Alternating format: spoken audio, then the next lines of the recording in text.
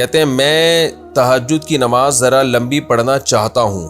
اور میں چونکہ حافظ نہیں ہوں اس لیے قرآن مجید کو دیکھ کر پڑھتا ہوں اور زور سے بھی تلاوت کرتا ہوں، کیا میرا یہ عمل درست ہے؟ میں نے سنا ہے کہ حنفیہ کے نزدیک یہ عمل جائز نہیں ہے، یہاں کویت میں حنابلہ اس کو جائز کہتے ہیں، اس بارے میں رہنمائی فرما دیں۔ زبیر صاحب کویت سے۔ دیکھیں اکا دکا ایسے واقعات ہمیں حدیث میں ملتے ہیں جس میں دیکھ کے قرآن کی تلاوت کی گئی ہے، لیکن حنفیہ کے نزدیک یہ منسوخ ہے، یعنی ابتدائی اسلام میں اس کی گنجائش تھی، کیونکہ بعد میں ہمیں صحابہ تابعین میں عمومی رواج ایسا نہیں ملتا، بلکہ ہم دیکھتے ہیں کہ جن صحابہ کو قرآن نہیں آتا تھا تراویح میں، وہ حافظ تلاش کرتے تھے تاکہ وہ اپنا قرآن ان کا مکمل ہو۔ یہی وجہ ہے کہ حضرت عمر رضی اللہ تعالیٰ عنہ نے جب لوگوں کو دیکھا کہ وہ مختلف ٹکڑوں میں کھڑے ہو کر رمضان میں تراویح پڑھ رہے ہیں، عشاء کی نماز کے بعد نمازیں پڑھ رہے ہیں مختلف ٹکڑوں میں، اور پڑھ کیوں رہے ہیں کہ جس کو جو حافظ ملا تو اس نے اسی کے پیچھے نیت باندھ لی تاکہ ہم پورا قرآن سن سکیں یا قرآن کا بہت زیادہ حصہ ہم سن سکیں۔ تو حضرت عمر نے ان کو ابی بن کعب رضی اللہ تعالیٰ عنہ پہ جمع کر دیا۔ تو اگر اس کی ایسی اجازت ہوتی تو پھر تو دیکھ کے تو بہت سے لوگ پڑھ سکتے ہیں، تو ان کو کیا ضرورت تھی کہ وہ حافظ کو تلاش کرتے؟ تو اس لیے حنفیہ کا موقف اس بارے میں کمزور نہیں ہے،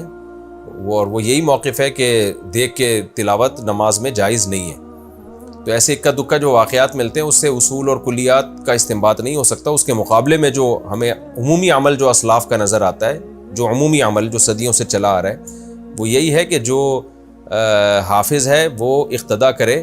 وہ نماز پڑھائے، اور غیر حافظ اس کی اقتدا میں نماز پڑھے۔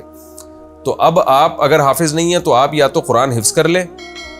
یا یہ کہ جتنا قرآن آتا ہے آپ وہ زبانی پڑھیں، تو دیکھ کے نہ پڑھیں آپ۔